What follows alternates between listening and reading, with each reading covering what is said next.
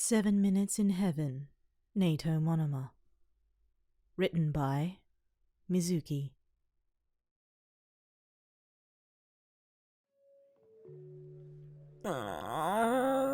Kill me already. You groaned, rubbing your temples as you rolled over in bed to check if anything was going on any of the class's group chats, any missed calls from your group of friends, or if you forgot to turn in any assignments and needed to pull an all-nighter to finish up.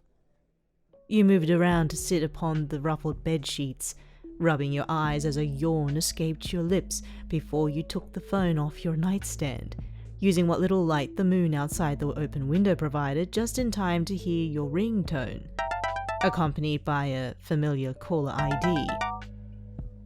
Eijiro. Oh no, you thought to yourself, knowing that Kirishima never called unless he wanted to do something fun and wanted you to partake in it alongside him. These fun moments would seldom end well, either for just you two or everyone in the vicinity. Hello? Your voice wasn't as lively as you had hoped, but it was good enough for someone who had just woken up from a short sleep. An overly joyful voice answered, but only just audible over what you believed to be too loud party music and chatter in the background. Hey, traveler! Mind if I ask you for just a little favor? Oh no. What was Kirishima doing this time? Coming over for what? Specifically? I want to know what I'm getting into. You answered warily as you got up from the comfortable spot in favor of changing out of your nightwear and into more suitable clothes for going out. A party? What else? Nope. Nuh-uh. Definitely not. Just no. Oh, AG. You sighed, using the nickname to catch the redhead's attention. You know I'm not the type to go to parties, you said dejectedly, sinking into the common room sofa cushions as you looked at the time on your phone screen. Just past 11 in the night. Besides, I doubt anything interesting other than a few passed out teens on top of a beer pong table will happen. Why bother asking me to go do something so plain and boring? There was a beat of silence from Kirishima, most likely him thinking up a plan with what small amount of brain cells he had after the test Aizawa had made your class take earlier in the day. Mina managed to get Tsunatori to convince the rest of 3B to come to the party! Kirishima giddily informed you, and loud enough that you had to rush to keep the phone away from your ear as his voice reverberated in the sparse walls of the first floor. Even so, I'm pretty sure only people like the one with a similar quirk to yours, I'm sure his name was Tetsu, maybe Pony and Kendo might be there as well just for the sake of a class sticking together. I can't say anything about the others, but I'm pretty sure they won't. I think you might want to go if you hear who else is here. You paused, then sighed. Oh, fine then. Tell me who else is coming. I probably still won't come. Bakubro, Todoroki, even Monoma Neito. Make of that what you will.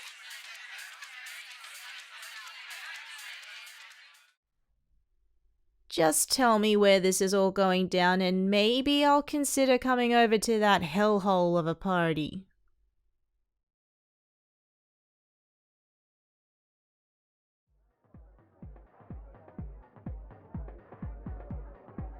You walked on the sidewalk in front of a rather large estate, gaze trailing over large trees with fiery orange maple leaves that danced in the cool breeze.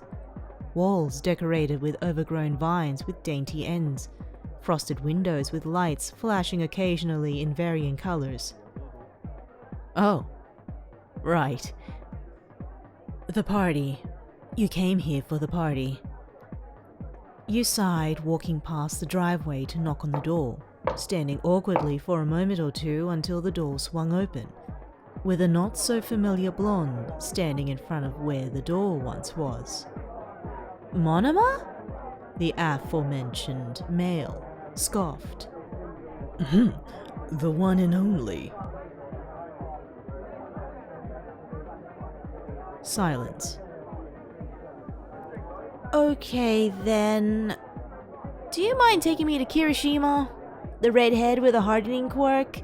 I came here just to make him happy, in all honesty. You admitted, rubbing the back of your neck sheepishly. Your eyes took notice of the light pink dusting the blonde's cheeks, but you decided to not mention it. You all were at a party after all. Monoma hummed, taking a step to the side to let you in, which you quickly did. You scanned the small crowd of students looking for a certain redhead, so you wouldn't be swept up into an event or game you never intended to be in the first place. Excuse me. Yeah, sorry. Excuse me. You politely said as you made your best attempt at dodging the shoulders and dancing bodies of other students, as you made your way to the other side of the main room, where you had spotted tufts of pink hair with small horns protruding, accompanied by electric yellow locks. You managed to get past, or rather push your way by the other students, mostly your fellow 1A classmates, and you tapped on who you assumed to be Mina's shoulder. Mina turned around, confusion evident on her face before she recognized you. Then a bright smile erupted on her face. She turned around to face the rest of the so-called Baku squad to speak to them. Her smile still evident. Kaminari! Kiri! Traveler actually came! How's it going? They did? That's awesome! Kaminari burst in between you and Mina, grabbing your hands in his as his face lingered a second too long and an inch too close in front of yours. His beaming smile taking up most of your vision as your mind struggled to create a sentence. Quiet the fuck down, you two! A gruff voice called out to the little spectacle that was your group. Nice to see you too, Katsudon. You teased.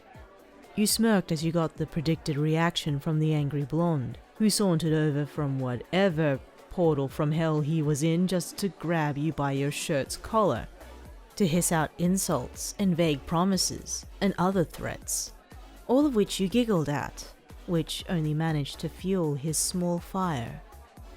Whoa! Baku bro, calm down! It's just Traveler! Kirishima hastily explained, pulling the raging blonde that was Bakugo away from you as he swept you up in a hug. He absolutely reeked of alcohol, but knowing Kirishima, he probably played a few games and drank booze so he could prove how manly he was.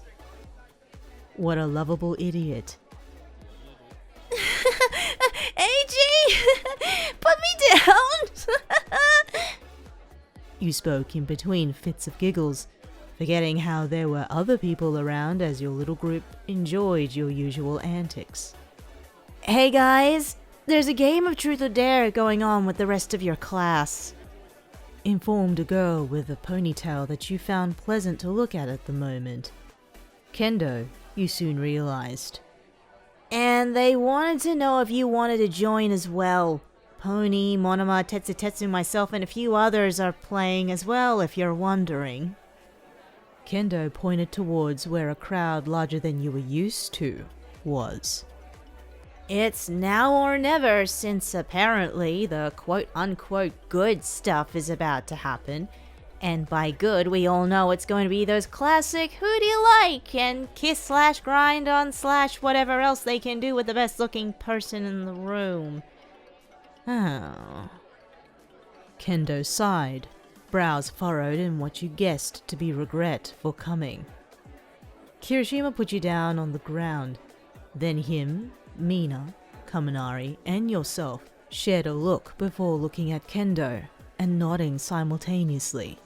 Bakugo groaned but reluctantly agreed as well, since, according to him, he can't be seen as a sissy. It's settled then. What are we waiting for?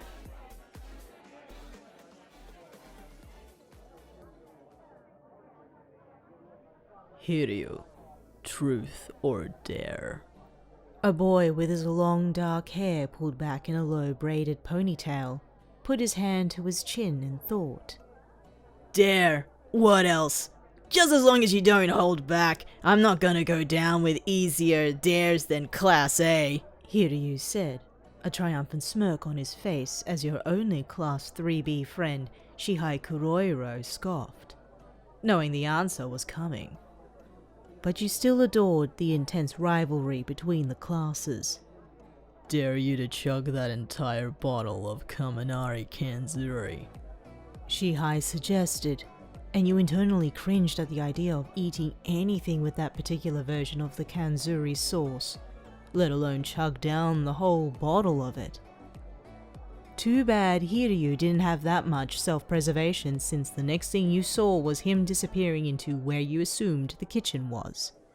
And just a moment later came back with a bottle, unscrewing the lid, and chugging the whole damn thing. That's one less rival to worry about. Bakugo commented, a smug grin on his face as he watched the 3B student melt down from the internal assault on his organs. Why you gotta do him like that, bro? Kirishima asked the monochromatic student, who only replied with, He doesn't like the cold.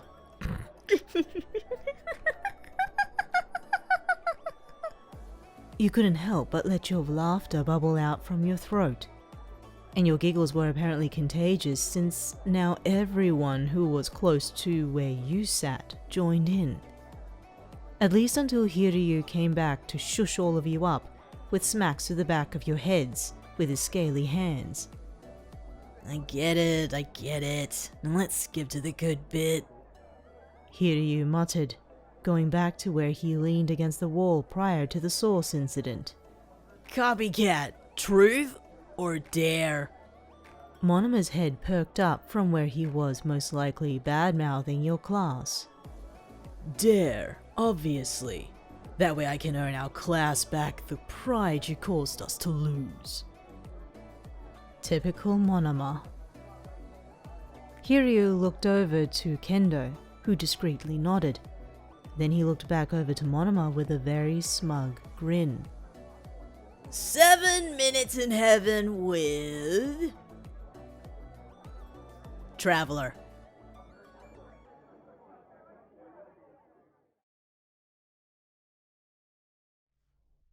How did I manage to allow myself to get into this predicament? Monoma muttered under his breath. Is beyond my comprehension. Same could be said for me. You turned to be directly in front of the door while you faced it, making sure not to be near Monoma for the 7 minutes you were forced to be with the pest of 3B. There was shuffling behind you, but you paid no mind to it as the seconds ticked down in your mind. You just wanted this to be over. So of course, you weren't expecting Monoma to spin you around to pin your wrists above your head in the dark space that was too big to be called a mere closet. Your mind blanked as the faint outline of the blonde was illuminated by the cracks of the doorframe. He was close. Too close. Monoma? What do you think you're doing? Apologies. The blonde muttered as he backed away in whatever dark crevice he made himself home in, letting you go in the process. An unfamiliar heat settled on your face, and although it was pretty much pitch black in the closet, your hand still flew to your face to cover it, hiding it from Monoma.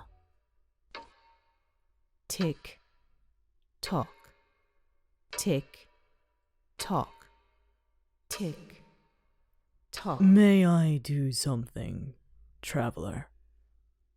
Monoma's voice broke through the silence of the closet, stopping the constant ticking of the clock in your mind. That damn clock was taking over your mind, so you silently thanked Monoma for his interference. I don't see why not, so go ahead. You responded. Your voice was at a higher pitch than you'd like it to be, but Monoma didn't notice. Maybe he did, but he didn't take any action to make it obvious that he did. First of all, I must confess my feelings for you, even if you are from the wretched Class 1A.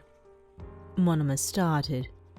You heard shuffling in the room as well as a soft popping, the room illuminated by just the slightest, the source being the small explosions Monoma was creating from the palms of his hands. Ah, You thought.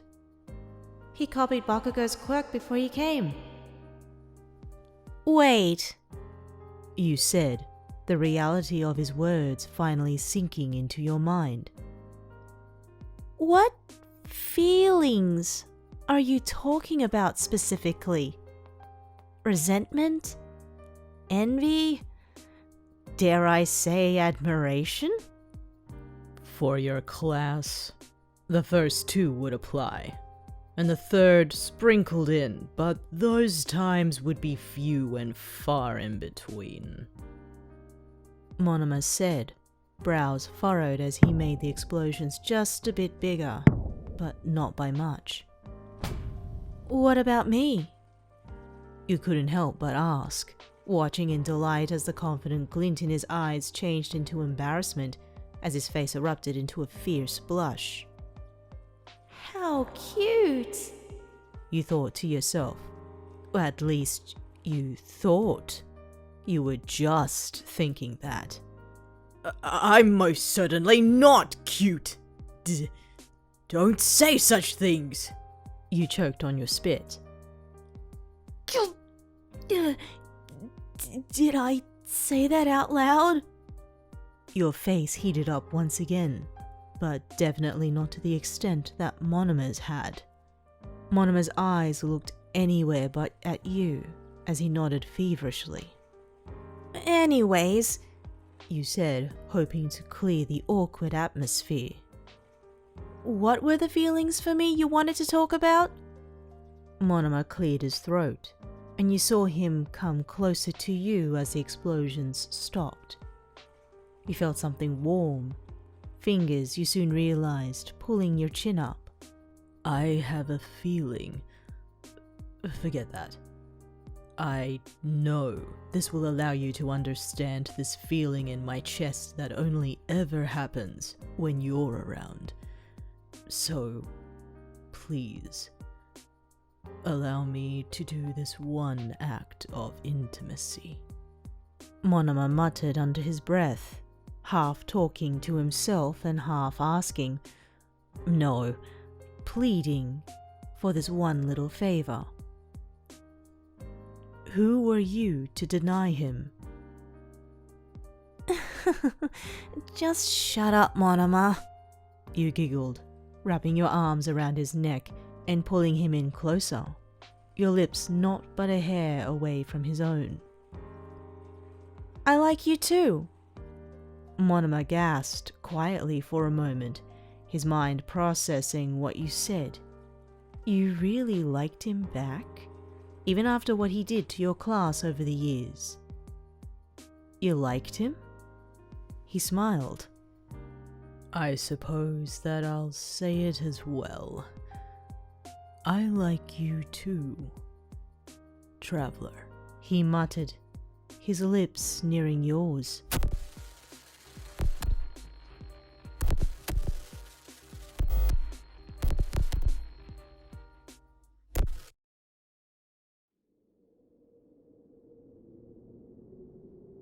Did you really think you could have a happily ever after?